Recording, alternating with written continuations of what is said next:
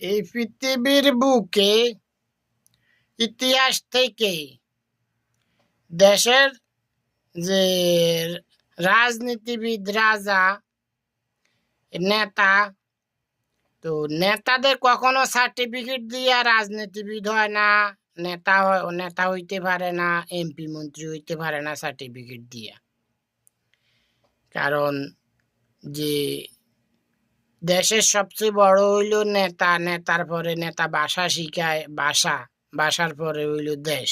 আগে নেতা হয়, তারপরে ভাষা হয়, তারপরে দেশ হয়।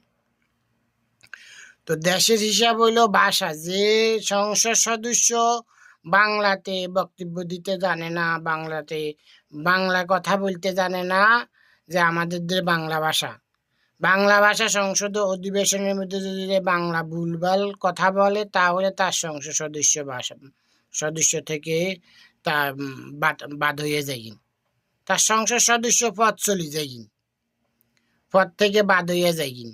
সার্টিফিকেট, যে ইংলিশে কথা বলতে পারে না কিংবা হিন্দিতে কথা বলতে পারে না, অন্য দেশের ভাষা যদি কথা বলতে পারে না, সার্টিফিকেট নাই, সে এমপি মন্ত্রী হইতে পারবো না।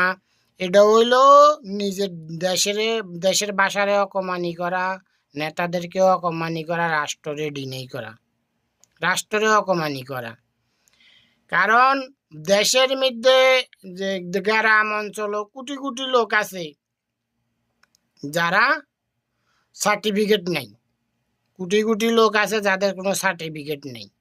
তো বিভিন্ন দলের সংগঠনের সভাপতি, সেক্রেটারি থেকে হইতে হইতে চেয়ারম্যান, মেম্বার হয়, মেম্বার থেকে এমপি মন্ত্রী হয়, এইভাবে সিরিয়ালে আসে। যদি সার্টিফিকেট দিয়া এমপি মন্ত্রী হইতো, হনের যদি কোনো আইন পাস হইতো, তাহলে কোটি কোটি মানুষ রাজনীতি থেকে বঞ্চিত হয়ে যাইব, দেশের রাজনীতি থেকে বঞ্চিত হয়ে যাইব, এবং দেশের ভাষার মূল্যায়ন থাকবো না। সার্টিফিকেট কাদের প্রয়োজন?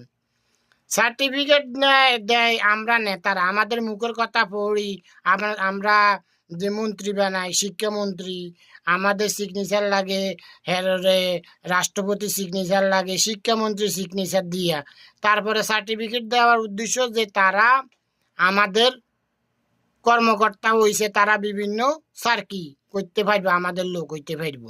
অর্থাৎ তারা আমাদের ভাষা শিখছে, যে আমাদের ইতিহাসগুলা তারা শিখছে পড়ালেখা কইরা, দেশের ইতিহাস। তাদেরকে কোনো পদ দিলে তারা ওইটা চলাইতে পারবো, ওই পদের দায়িত্ব পালন করতে পারবো। এটা হইল পড়ালেখার সার্টিফিকেটের মূল্যায়ন।